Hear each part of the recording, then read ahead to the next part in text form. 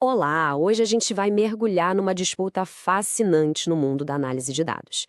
De um lado, temos a precisão e a nuance do tradutor humano. Do outro, a velocidade e a escala dos algoritmos. A grande questão é: qual método nos dá a visão mais clara do que as pessoas realmente pensam e sentem através das palavras? Para começar, vamos direto ao ponto. Como é que se mede, de forma científica e comparável, o estado emocional de alguém a partir de um texto? E mais, como fazer isso funcionar do mesmo jeito para um post em português, um artigo em romeno e um e-mail em inglês? O desafio aqui é encontrar um padrão que funcione através de culturas e linguagens diferentes. A ferramenta no centro de tudo isso se chama LIWC. Pense nela como uma espécie de decodificador da mente humana. Ela não lê só o que está escrito, mas analisa como foi escrito, sabe? Ela conta o uso de pronomes, artigos, palavras de emoção, tudo para traçar um perfil psicológico. É essa ferramenta super poderosa que os pesquisadores tentam adaptar para o mundo todo. Certo. Então, qual o nosso roteiro? Primeiro, vamos entender a fundo esse desafio multilingüe. Depois, vamos dar uma olhada no método artesanal e, em seguida, no automatizado. Aí a gente coloca os dois num confronto direto, para chegar numa conclusão que, olha, garanto que vai surpreender muita gente. Vamos começar pelo método que, por décadas, foi considerado o padrão ouro absoluto, a tradução manual. Aquele trabalho em que cada palavra é tratada com o cuidado de um verdadeiro artesão. E essa citação, que vem dos próprios criadores do LWC, já diz tudo, né? Não é só encontrar uma palavra equivalente.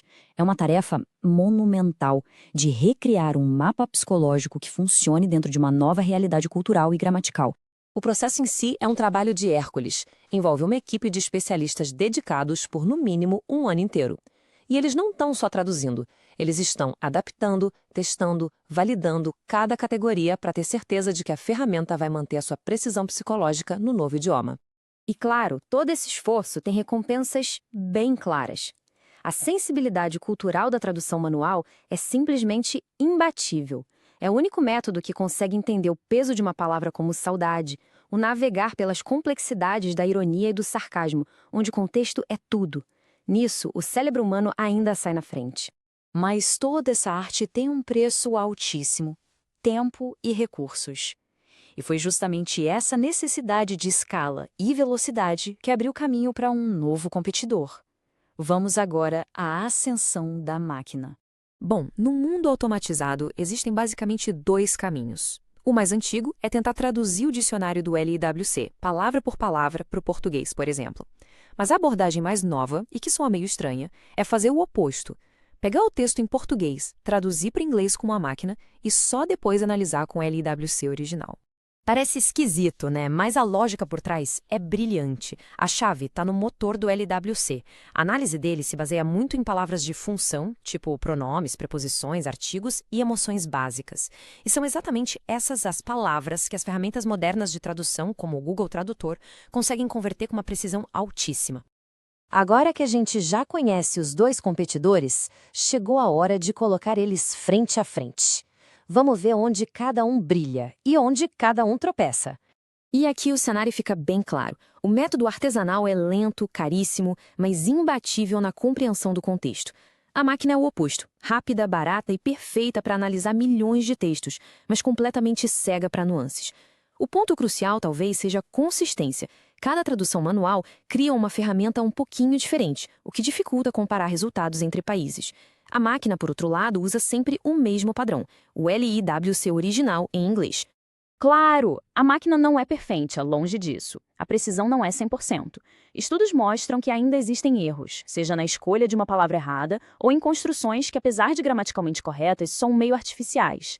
É uma limitação conhecida e que os pesquisadores precisam levar em conta. E olha, os dois métodos têm seus próprios desafios.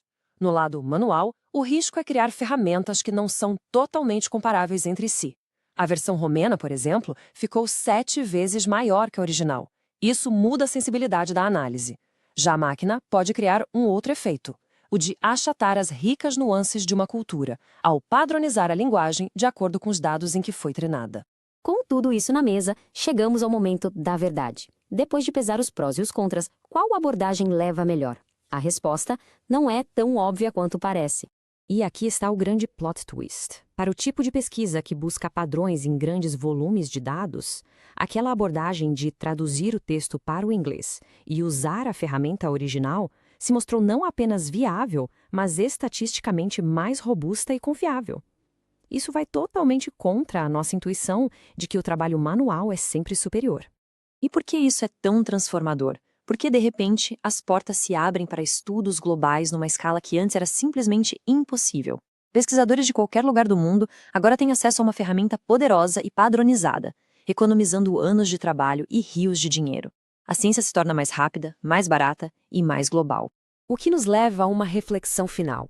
Se a tecnologia está finalmente derrubando uma das maiores barreiras da ciência, a barreira da língua, o que vem a seguir? Que novas fronteiras do comportamento humano, que antes pareciam distantes demais, a gente pode agora começar a explorar? Talvez a máquina não esteja aqui para substituir o pesquisador, mas sim para lhe dar a chave para entender a humanidade numa escala verdadeiramente global.